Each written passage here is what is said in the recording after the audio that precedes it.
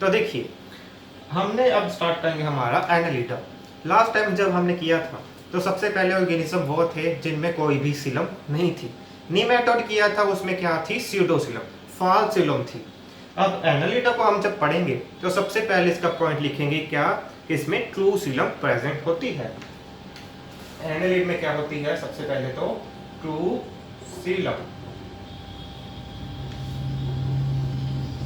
True Seelam present होती है analyte में। दूसरी बात करूं एनालिट की मैं, इनका हैबिटेट कैसा होता है?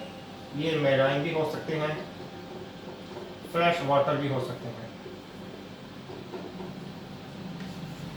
एनालिट की बात करूं तो ये मैराइन हो सकते हैं, पानी में रहते हैं, या फिर सिंपल से पानी फ्रेश वाटर में भी रह सकते हैं। इनके अलावा एनालिट में देखिए फीचर होता है, एनालिट में एक खास फीचर होता है जिसको हम कहते हैं सेगमेंटेशन।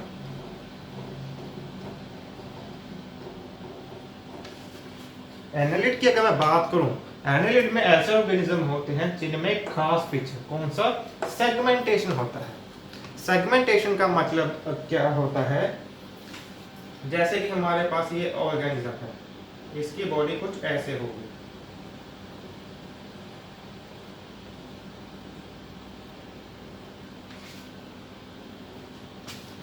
ऐसे कुछ बॉडी होती है। जैसे कि आपको एग्जांपल अगर मैं दूं, जैसे कि अर्थवॉर्म। अर्थवॉर्म को तो आपने देखा ही होगा, जैसे हम हिंदी में गंडोवा भी कहते हैं। वो अर्थवॉर्म में बॉडी ऐसी होती है कुछ, उसके ऊपर ऐसे सेगमेंट से बने होते हैं, इसे कहते हैं हम सेगमेंटेशन। जिस एनिमल की बॉडी में सेगमेंटेशन हो, मतलब कि उसकी बॉडी कुछ ऐसे होगी, उसका हेड से लेकर उसकी टेल तक क्या होते हैं? सेगमेंट्स। इन सेगमेंट को हम नंबर भी देते हैं, 1 2 3 4 5, ऐसे नंबर भी दे सकते हैं। अगर किसी के सेगमेंट रिपीट हो हों, जैसे कि 1 से 5 तक तो सेम हो, मतलब कि अलग अलग हो, उसके बाद फिर से 1 आ जाए, फिर से 2 आ जाए, फिर से 3 आ जाए, मतलब कि ऐसे सेगमेंट जो पहले 5 तो अलग अलग हैं, उसके बाद फिर से वही रिपीट हो जाए, उसके बाद फिर से रिपीट हो जाए, इन्हें हम कहते हैं रिपीटेटिव सेगमेंट। जिसमें पहले 5 अलग अलग, उसके बाद यही रिपीट हो रहे हैं, फिर यही रिपीट हो रहे हैं, इसे कहते हैं हम रिपीटेटिव सेगमेंट्स। इस एनालिट की खास बात क्या है? इसमें क्या होते हैं? सेगमेंट्स। क्या होते हैं इनकी बॉडी में? सेगमेंट। ये थे हमारे एनालिट। एग्जांपल थी इसकी अर्थवॉर्म। कौन सी एग्जांपल है? अर्थवॉर्म की। आर्थ्रोपोडा की बात करूं, अगर मैं एनिमल बॉडी में आर्थ्रोपोड की बात करूं, तो सबसे इंपॉर्टेंट बात क्या है आर्थ्रोपोड्स की? कि एनिमल किंगडम में सबसे लार्जेस्ट है। अगर आपसे कोई पूछे कि आर्थ्रोपोड, अब ये आपसे कोई पूछे कि एनिमल किंगडम में सबसे ज्यादा कौन से एनिमल पाए जाते हैं, तो आप कह सकते हैं आर्थ्रोपोड्स। क्या कह सकते हैं? आर्थ्रोपोड्स। दूसरी बात, इनमें एनिमल आते कौन से हैं? इनमें आते हैं एनिमल्स इंसेक्ट्स। आर्थ्रोपोड की अगर मैं बात करूं तो इनमें आते हैं इंसेक्ट्स, कीड़े मकोड़े आते हैं। इसके अलावा इनकी फीचर क्या है? इनके पास होती हैं जॉइंटेड लेग्स। जॉइंटेड लेग्स मतलब कि इनकी जो इनके पैर होते हैं वो कुछ जुड़े से होते हैं आपस में। जो हमारा आर्थ्रोपोड वर्ड है, इसका मीनिंग ही क्या है? Jointed legs. जो हमारा आर्थ्रोपोड है उसका मीनिंग ही क्या है? Jointed legs. सबसे पहली बात, ये आर्थ्रोपोड हमारे एनिमल किंगडम में सबसे ज्यादा लार्जेस्ट है। दूसरी बात, इसमें इंसेक्ट्स आते हैं। तीसरी बात, ये इनकी जॉइंटेड लेग्स होती हैं। चौथी बात, अगर मैं इनका सर्कुलेटरी सिस्टम की बात करूं तो वो कैसा होता है? Open type circulatory system.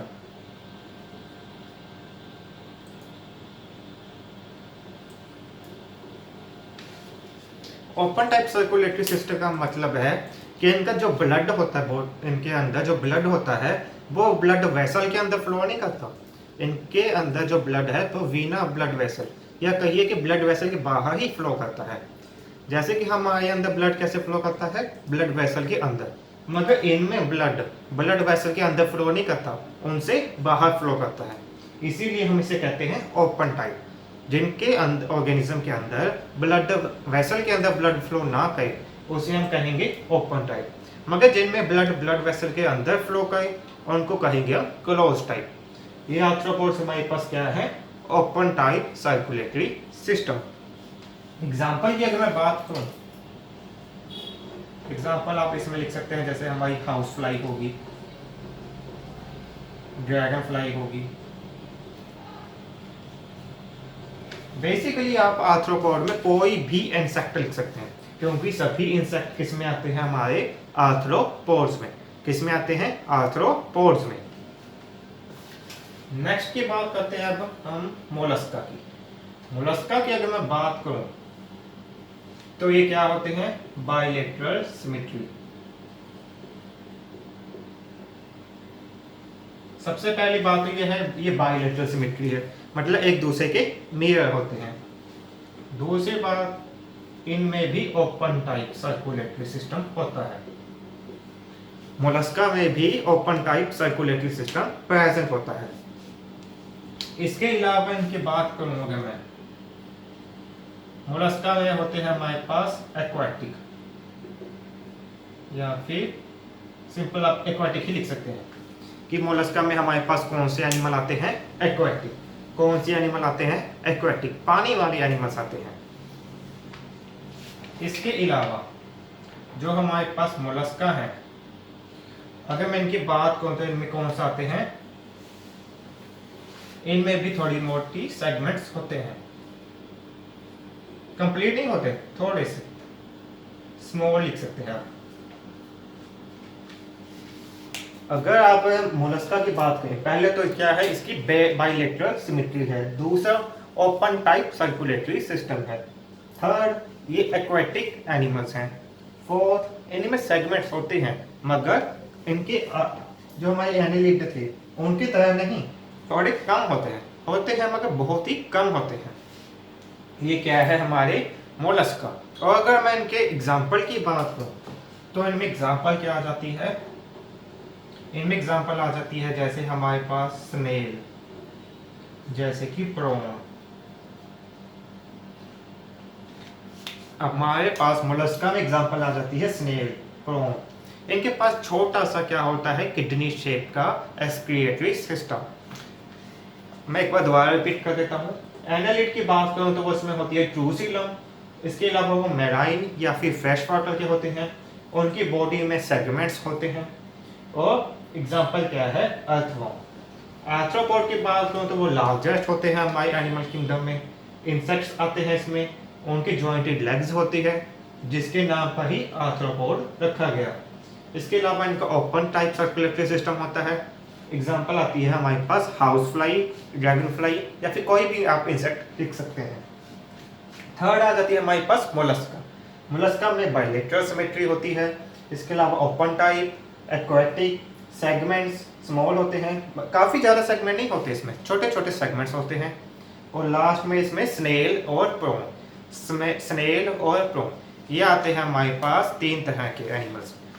अब हमने कौन कौन से एनिमल्स कर लिए, हमने किए सबसे पहले तो पोइफरा, उसके बाद हमने की सीलंट्रेड्स, फिर प्लेटीहेलमिंथेस, उसके बाद हमने किया था नीमेटोड्स। आज हमने किया एनालिड्स के बारे में, फिर हमने जाना आर्थ्रोपोड्स को, और लास्ट में हमने देखा मोलस्का के बारे में। अगर इस वीडियो में ये तीनों टॉपिक्स के बारे में अगर आपको कोई डाउट हो या कोई चीज़ को नहीं समझ लगी तो आप हम कमेंट सेक्शन में लिख सकते हैं, मैं उनको जल्दी से जल्दी आंसर देने की कोशिश करूँगा। Thank you very much.